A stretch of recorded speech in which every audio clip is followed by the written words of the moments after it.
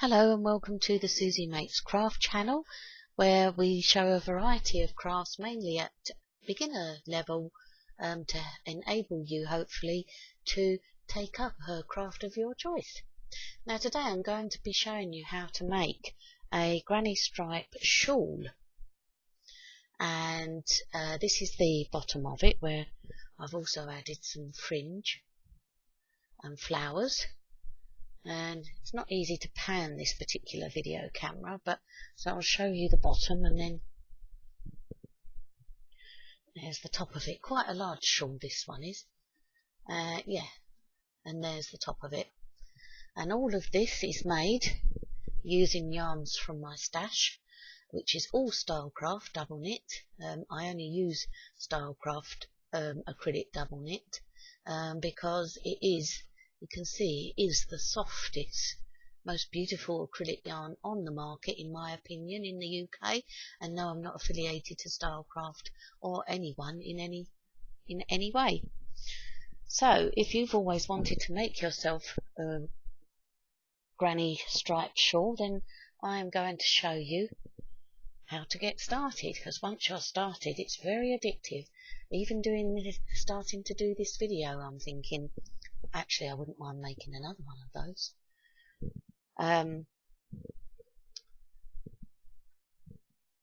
So to get started, now I'm going to be showing you using chunky yarn and a 6mm hook, all in UK terms, as I've mentioned. There's plenty out there if you want to know how to do this using USA terms, but as I say, this is all UK terminology used. Now you also notice that I actually don't crochet as I go. You'll notice that I don't crochet in the conventional continental fashion. I use the old-fashioned English method, purely because I think it's probably because I was a knitter for so long, and it's just the way I feel comfortable with. But as long as the end product is exactly the same, it actually is fine, doesn't matter.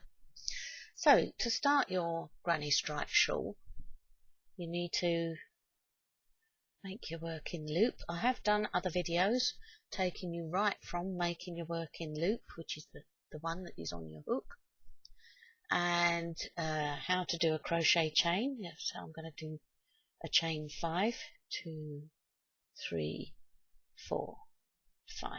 Now I've done 5 because I'm using chunky yarn. She's quite a lot of shadow there. I wonder if I can. Doesn't really make it any better, does it?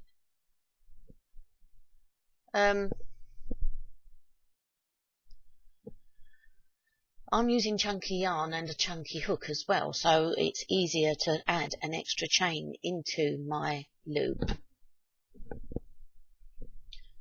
in order to show you. But normally, if I'm using double knit, I would just do a chain 4 and join it into a ring using a slip stitch into the first chain. I've also got a video out there showing you how to do this if you're a complete beginner as well. Now, a UK treble crochet is I believe the only other stitch that you'll need to do. I'm going to show you how to do that now. In crochet you have what I call pretend treble crochets, which is your beginning chain 3, which gives you the height to get from the ring and to enable you to work all the way around the ring. You need that height, otherwise it'll come out all scrunched up and bobbly. So you've got your first treble there. That chain 3 counts as your first treble. Now you do 3 more into the circle. I catch my tail end of yarn down as I go, because it saves sewing it in at the end. Any bit of sewing in tails that you can save yourself from makes crocheting a much more pleasant experience, in my opinion. So we want 1 more. We're starting at the bottom edge of the shawl. So you've got your chain 3, your beginning chain 3, and your 3 treble crochets all into the ring. Now you do a chain 2, which you've just developed the point at the bottom of your shawl. Now you do another 4 trebles into the ring. 1. Why 4, you may be asking? Well, all will be revealed. 2,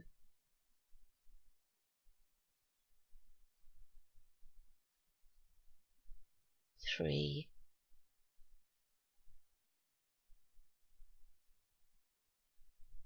4. Now you have your first row, which is your 3 chains followed by 3 trebles, and then your chain 2 to make the point, and then 4 more trebles all into the ring.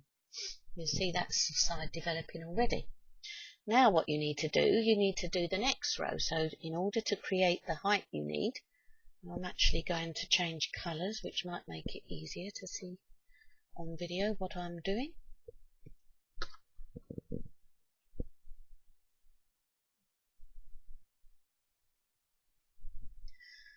Now you're going to start the next row with a chain 3. Now I always do a join chain first, so all I do is carry on but with a different colour. I've chopped the tail off the green, just carry on but with a different colour. So you do what I say to myself, join, then 1, 2, 3, because that join doesn't actually make a chain. So you do a join as though you've just made a chain, and then you do a chain 3. Shall I show you that once more? I find it the easiest way to join in a new colour. So I've cut the tail of the green yarn I was using. Pick up the let me cut that other tail off so as not to confuse.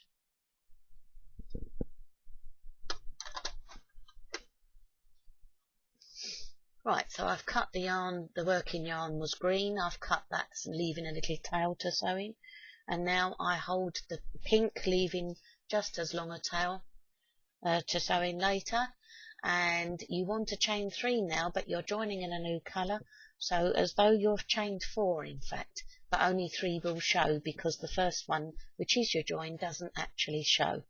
So you go join, 1, 2, 3. And you will see that only the chain 3 shows. Now you make 3 treble crochets in between. You turn your work incidentally, shouldn't forget to tell you that. You turn your work because you're going back the other way now. And you make 3 treble crochets in between the first and second treble crochet. So take a look. Let me get a pointy something or other. Let's use these.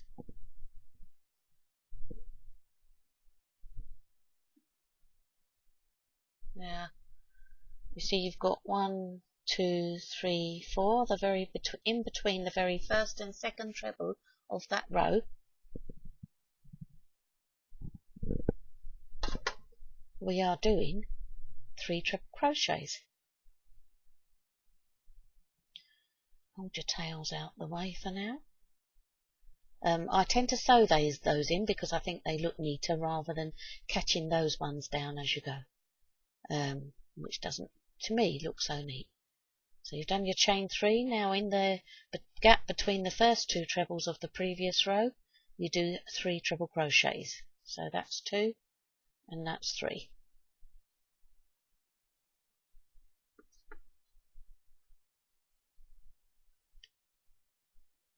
There. So you've got your chain 3 and then your 3 treble crochets.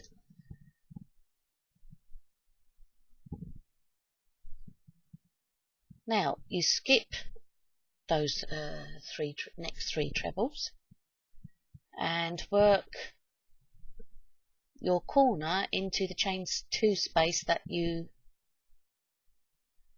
developed on the first row. And in order to do the corner, you make 1,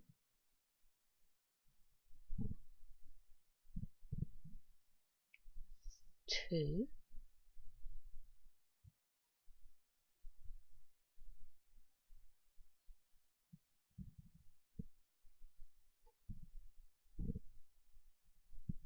3, chain 2, and go 1,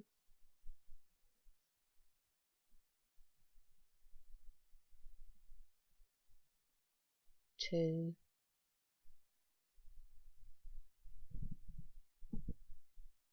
3. Let's do this way up. So you've just completed your corner in the pink colour. There are no chain 1 spaces in between the trebles on this. The only chaining you do is in the bottom corner every time you come round. Now you make 4 treble crochets between the 3rd and 4th treble of the previous row. Now the reason you're doing 1 extra treble each time you get to the end of a row is because that extra treble helps to keep that straightness across the top of the shawl. So in between the 3 trebles of the previous row and the chain 3 you would have started off with, you do 4 treble crochets. 1,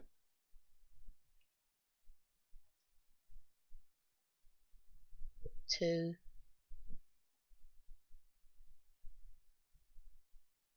3, 4. Now I'm going to cut the yarn and join in another one. So we need to chain 3 as we did at the beginning of the 2nd row, join 1, 2, 3, and turn your work round because you're going back the other way to make round 3 now. Let's just get some yarn through there. Now there's a few tails going to be floating around. If you can sew them in as you go, it might make life a little easier. So as you can see, I'm about to start on the lilac-y colour, and you've got your straight edge developing there. That's what the extra chain 3s at the beginning of each row are for. It gives you that nice straight edge along the top of the shawl. Now we're going to go back around to create round 3. And my cat is just having a funny half hour. Excuse it if you can hear the racing around.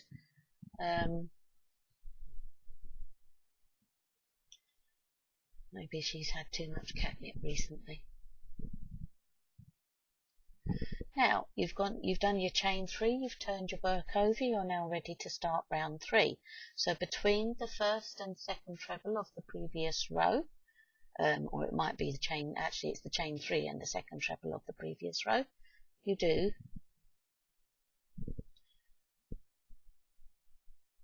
3 treble crochets. 1,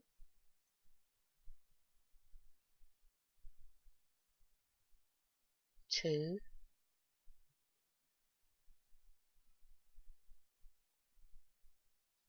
3. Give your tails a little tug there to. Now you skip that 3 trebles there and go into the gap. Remember, no chain 1s. You just carry on with 3 trebles into the next gap.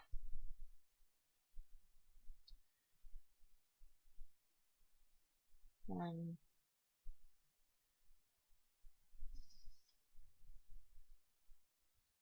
2, 3. Now you're back to the corner. Need to make another corner, which is 3 trebles. 1,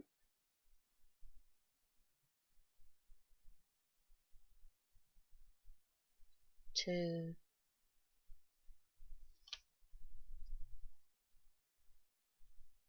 3, chain 2, which is your pointy bit on the bottom of the shawl, and then 3 more trebles into that corner space.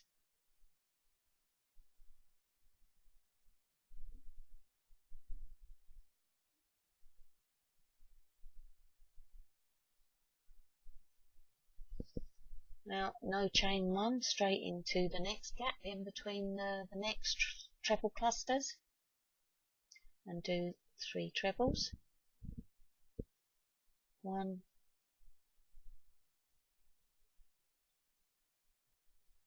2, 3, and then you're at the end of the row now, so you want 4 treble crochets in between that treble cluster and the chain 3 at the start of that pink row there. So you go 1,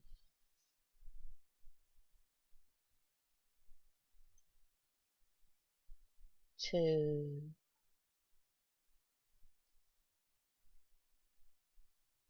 3, 4. Then you would change colour, go back to the green. Remember, you start with a chain 3, but you do a join chain first of all. So you join, then 1, 2, 3. It looks like you've done chain 4, but I promise you only 3 chains show. Then you turn your work, and now you're ready to go back the other way with row 4. And that is how you make your own granny stripe shawl. You keep doing that, going backwards and forwards, changing the colours, or make it in one colour if you want. You go doing your treble clusters in the gaps, and when you get to the corner you do 6 treble clusters. So you do 3 treble clusters, 2 chains and 3 treble clusters every time you get to the pointy bit, the corner bit at the bottom. And that is how you just keep going until the shawl is the size you want. Tomorrow, pop by again if you would like to know how I did the flowers, which I did get from Lucy's blog from Attic 24, the little flowers that I added to the bottom of the shawl that you saw at the top of this video. I also added a fringe that I shall just demonstrate that on camera for you. So thank you very much for joining me. If you've enjoyed this video, please subscribe, and that way you won't miss any future videos coming up. Thank you for stopping by. It's been great fun.